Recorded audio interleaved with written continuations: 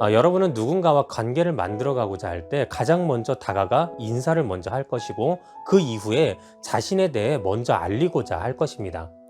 이처럼 상대에게 자신의 정보를 먼저 주어서 내가 누군지 또 어떤 목적으로 다가왔는지에 대해 알아가게 하는 것은 관계를 형성해 가는데 매우 중요한 시작점이 됩니다. 그리고 그 정보의 첫 시작은 언제나 자신의 이름을 알리는 것에서부터 시작됩니다.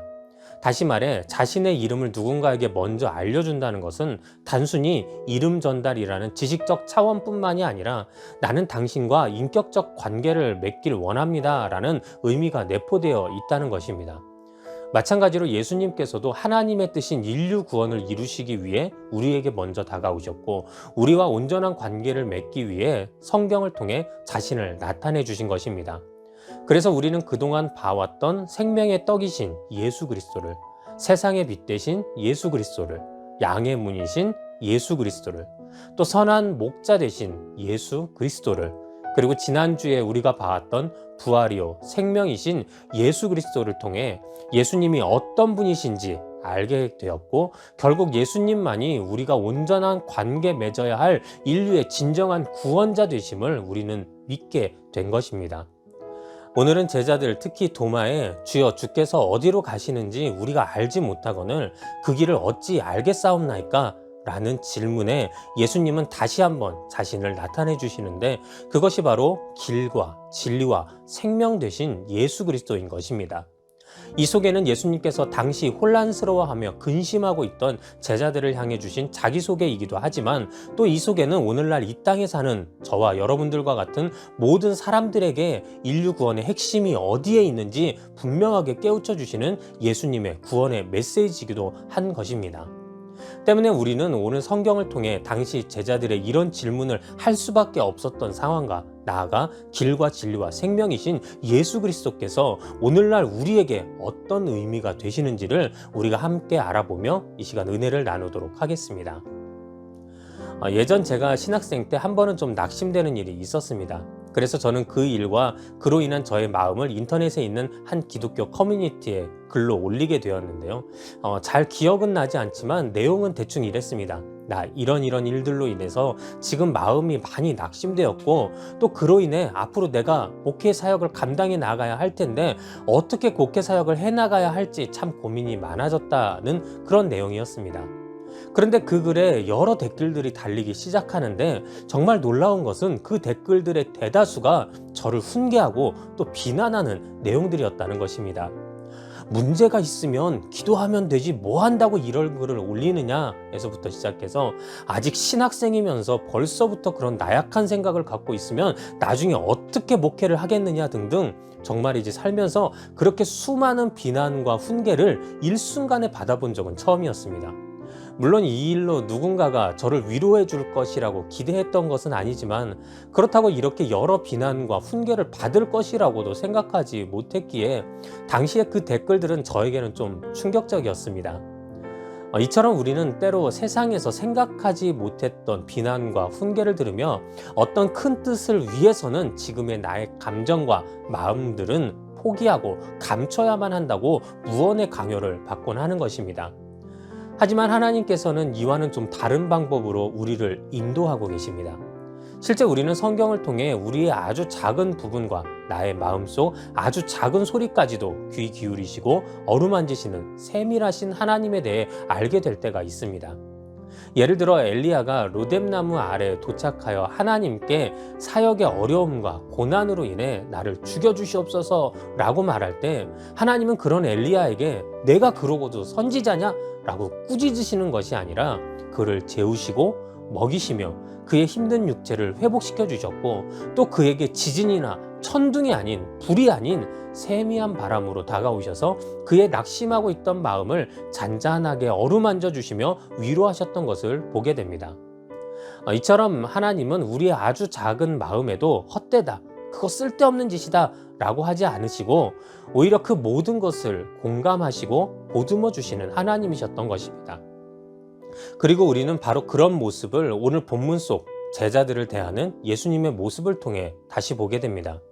오늘 본문 속 제자들은 모두 그 마음에 근심을 가지고 있었습니다. 왜냐하면 자꾸 예수님께서 하시는 말씀들이 자신들이 생각했던 방향과는 너무나도 다른 방향으로 말씀해 주셨기 때문입니다. 실제 예수님은 오늘 본문이 있기 전까지 제자들과 마지막 만찬을 나누시면서 가룟 유다의 배반을 말씀하셨고, 또 예수님이 죽임당할 것과 그러나 다시 부활하실 것을 말씀하셨으며, 또 이로 인해 주님과 함께 죽을지언정 나는 절대 주를 떠나지 아니하겠나이다 라고 장담하는 베드로가 예수님을 닭 울기 전에 3번 부인할 것을 말씀하셨던 것입니다. 이는 그동안 예수님을 따르며 제자들이 가지고 있었던 생각과는 너무나도 다른 말씀들이었습니다. 실제 제자들은 예수님께서 예루살렘에 입성하시어 유대인의 왕이 되어 주시기만 하면 모든 고난은 끝나고 자신들도 이에 유익을 얻을 거라 생각하였습니다. 그러니 그들은 예수님 앞에서 자신들이 앉아야 할 자리에 대해, 또 누가 예수님 앞에서 더 큰 자인지에 대해 끊임없이 논쟁하며 그 욕심을 내비쳤던 것입니다. 이처럼 제자들은 이제 앞으로 예수님으로 인해 내가 얼마나 누릴까, 또 얼마나 잘 될까, 얼마나 잘 살까를 생각했는데, 정작 예수님의 입에서 나오는 말씀들이 모든 것을 잃는다고 하시고, 거기에는 배신과 배반이 있다고 하시고, 게다가 죽는다고 하시니, 이런 예수님의 말씀에 제자들은 이거 내가 생각했던 그 길이 아닌데? 혹시 이 모든 것이 다 거짓이었나? 만일 그렇게 된다면 나의 생명은 어떻게 되는 거지? 하는 근심과 혼란이 생길 수밖에 없었던 것입니다. 그런데 이처럼 제자들이 근심하고 있을 때 예수님께서는 내가 그동안 그렇게 너희들에게 천국 복음을 가르쳐 줬는데도 아직까지도 믿지 못해서 근심을 하냐? 에이 바보 같은 것들아 라고 제자들을 꾸짖지 아니하시고, 오히려 마음에 근심하지 말라, 하나님을 믿으니 또 나를 믿으라 라고 말씀하시면서 오히려 그렇게 근심하고 있는 제자들의 심란한 마음을 위로해 주기 시작하셨던 것입니다. 그러면서 예수님은 다시 한번 제자들에게 자신께서 나아가야 할 방향은 인류를 구원하시어 예수가 구세주임을 영접하는 자들이 거할 거처를 준비하기 위함임을 제자들에게 분명히 말씀하셨고, 이전에도 이와 동일한 말씀을 제자들에게 해 주셨기에 내가 어디로 가는지 그 길을 너희가 아느니라 라고 예수님은 또한 말씀해 주셨습니다. 하지만 제자들은 그동안 자신들의 생각이 먼저 앞서 있었기 때문에 예수님의 이러한 말씀을 제대로 이해하려 하지 않았고, 이 말씀을 듣고도 예수님께서 나아가시고자 하는 방향에 대한 의문을 품게 됩니다. 결국 의심 많은 도마는 예수님께 주여, 주께서 어디로 가시는지 우리가 알지 못하거늘 그 길을 어찌 알겠사옵나이까? 라고 여쭙게 됩니다. 정말 제가 예수님이라면 이제는 좀 알아들을 때도 되지 않았냐? 그동안 내가 한 말을 도대체 너희들 듣기는 한 거냐? 너희들 3년 반 동안 도대체 뭐 한 건데? 라고 핀잔을 주고 싶은데, 예수님께서는 여기서도 제자들에게 다시 한 번 더 정확하게 자신이 어떤 사명을 가지고 어떤 방향으로 나아가실 것인지에 대해서 또다시 너무나도 친절하게 말씀해 주신 것입니다. 그리고 그 말씀의 가장 첫 시작을 바로 오늘 우리가 읽었던 본문 속 말씀이었던 내가 곧 길이요 진리요 생명이니 나로 말미암지 않고는 아버지께로 올 자가 없느니라 라고 말씀해 주시면서, 예수님은 우리가 구원받아 하나님께 나아갈 수 있게 만드시는 길 되시며 유일한 진리가 되시고, 그로 인해 영원한 생명의 본체가 되신다라고 우리에게 다시 한번 알게 하셨던 것입니다. 오늘 본문에서 보게 된 제자들의 이런 근심하는 모습 때문에 예수님은 자신을 다시 소개하시면서 내가 곧 길이요 진리요 생명이다 라고 분명하게 말씀해 주십니다. 왜냐하면 오늘 제자들의 근심은 길을 잃어버렸기 때문에, 어떤 것이 변하지 않는 진리인지에 대한 그 진리의 혼돈이 왔기 때문에, 또 자신의 생명이 앞으로 어떻게 될지 모르는 그런 혼란 속에 빠졌기 때문에 갖게 된 근심들이었기 때문입니다. 간단히 말해 오늘 제자들은 길과 진리와 생명을 믿음으로 바라보지 못하고 찾지 못했기 때문에 근심할 수밖에 없었던 것입니다. 그런데 오늘 우리는 제자들의 그 근심의 모습이 오늘날 세상 속에서 근심하며 살아가고 있는 우리의 모습과도 매우 닮아 있다는 사실을 깨닫게 됩니다. 예전 오누리교회 하영주 목사님께서는 한 설교에서 사람이 근심하며 세상 속에서 사는 이유는 첫째는 올바른 길을 찾지 못해서이고, 둘째는 참된 진리를 찾지 못해서이며, 셋째는 영원한 생명을 잃어버렸기 때문이라고 말씀하셨습니다.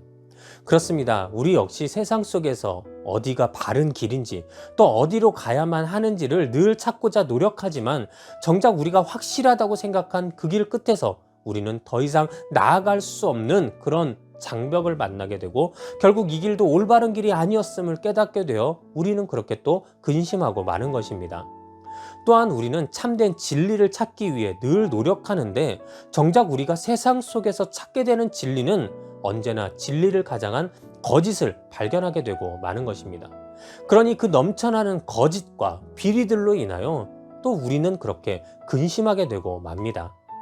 그리고 우리는 늘 생명을 오래 유지하고 나아가 영원한 생명을 꿈꾸며 살아가지만, 정작 우리가 깨닫게 되는 것은 인간에게는 필연적으로 죽음이라는 것이 다가오며, 누구도 이 죽음을 피해갈 수 없다는 사실로 인해 또 우리는 근심하게 되는 것입니다. 그래서 사람들은 때로 자신들의 힘으로 이 길과 진리와 생명을 찾아보고자 애를 쓰기도 합니다. 그래서 여기저기에 길을 내어 이 길 끝에 참된 평안이 있다고 그렇게 이야기하기도 하고, 때로는 철학이나 사상을 앞세워 이것이 바로 우리가 그동안 그토록 꿈꿔왔던 참된 진리라고 말하기도 하며, 또 의학과 과학의 발전으로 인해 앞으로 영원한 삶, 즉 불로장생의 꿈이 이루어질 것이라고 그렇게 주장하기도 합니다. 하지만 이런 노력 속에서도 여전히 우리는 어떤 희망보다는 세상의 한계를 결국 먼저 만나게 되고, 결국 그 막다른 길 앞에서 거짓으로 가득 찬 부패해버린 모습 속에서, 그리고 유한한 덧없는 생명 앞에서 넘어지고 좌절하여 더욱 근심하고 말게 되는 것입니다. 이처럼 세상 속에서 노력했음에도 길을 찾지 못했기에, 진리를 찾지 못했기에, 영원한 생명을 잃어버렸기에 오늘을 사는 우리는 그렇게 늘 근심하며 이 세상을 살아가게 되었고, 이는 오늘 성경 속 제자들 역시 마찬가지였던 것입니다. 그런데 우리는 여기서 근심하는 우리와 제자들의 모습을 통해 한 가지 사실을 깨닫게 됩니다. 그것은 구원에 있어서는 우리 인간은 절대적으로 무능력한 존재라는 사실입니다. 물론 사람은 희망의 존재들이고 한없이 무한한 가능성의 존재들임에는 분명합니다. 우리 모두는 하나님의 형상대로 지음받은 존재들이기에 하나님처럼은 아니더라도 그 안에는 창조적인 능력도, 또 세상을 잘 다스리고 더욱 윤택하게 할 능력도 충분히 존재하는 것입니다.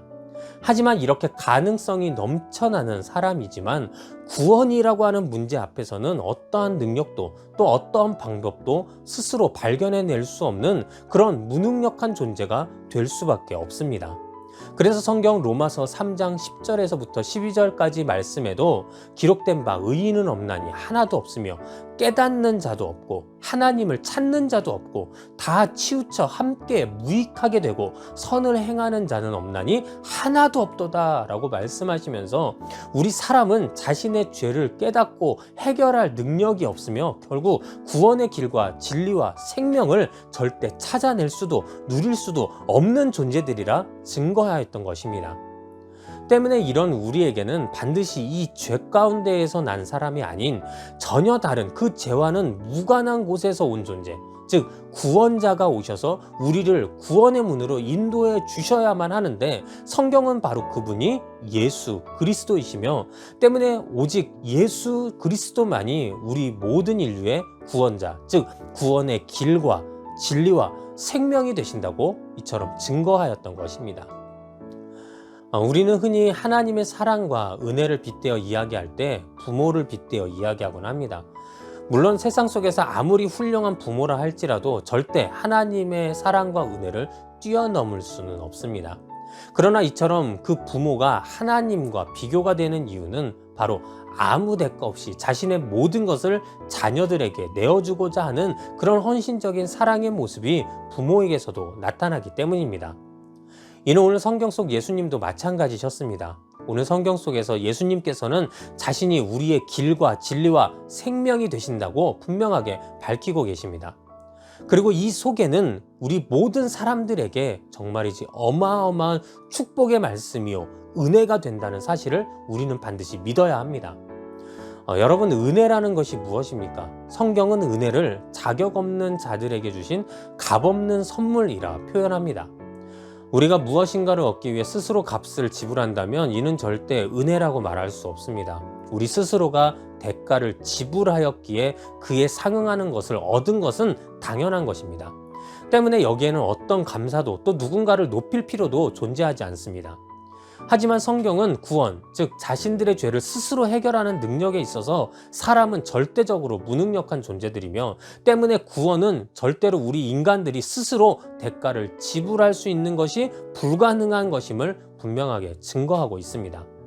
그렇기에 구원에 있어서 무능력한 제자들에게, 또 오늘을 살아가는 우리 모두들에게 예수님은 자신을 내가 곧 길이요 진리요 생명이니 라고 표현하시면서 오직 예수님 자신만이 우리가 하나님께로 나아가는 구원의 길이 되시며 거짓 없고 변함없는 구원의 진리가 되시고 우리를 통해 영원한 생명을 누리게 할 그 생명의 본체가 되신다라고 말씀하셨던 것입니다.